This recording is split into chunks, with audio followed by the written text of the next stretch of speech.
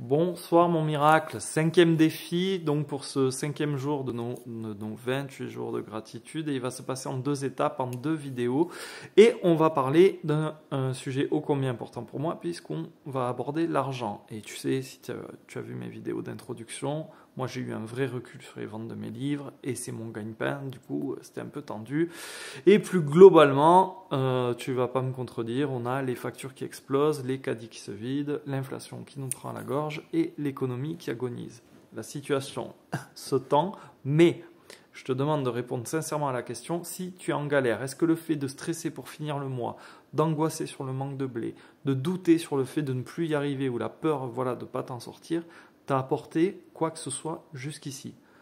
Je peux te répondre, bien sûr que non. Parce que la vérité, c'est que se plaindre à propos du manque d'argent, c'est faire preuve de manque de gratitude et en fait, on empire la situation. Et je te rappelle, car à tout homme qui a de la gratitude pour son argent, on lui donnera encore et il sera dans l'abondance. Et à celui qui n'a pas de gratitude pour son argent, on lui enlèvera même ce qu'il a. Du coup, c'est tout simple, la gratitude, c'est l'abondance et la plainte, c'est la précarité. Donc peu importe ta situation actuelle, si tu penses que tu n'as pas assez de fric et que tu y crois, en fait tu accentues ton ingratitude. Et du coup, tu ne fais que t'enfoncer. Dans cette première étape du défi, on va se poser quelques minutes et on va faire un petit voyage sur la ligne de temps pour repartir dans ton enfance. Tu sais, quand tu étais petit, tu n'avais pas d'argent ou vraiment très peu, juste de l'argent de poche.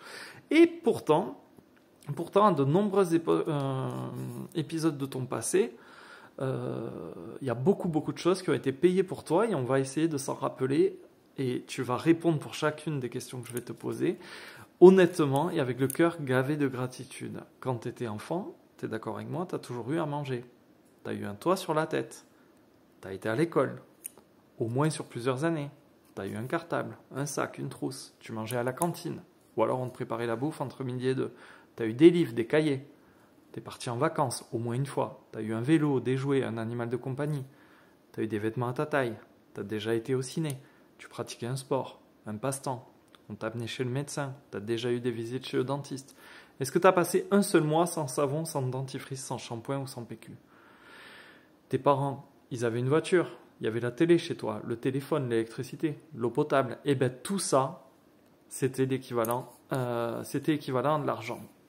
C'est de l'argent, du pognon que tu as eu gratuitement. Tu as bénéficié de beaucoup de choses qui valaient de l'argent durement gagné.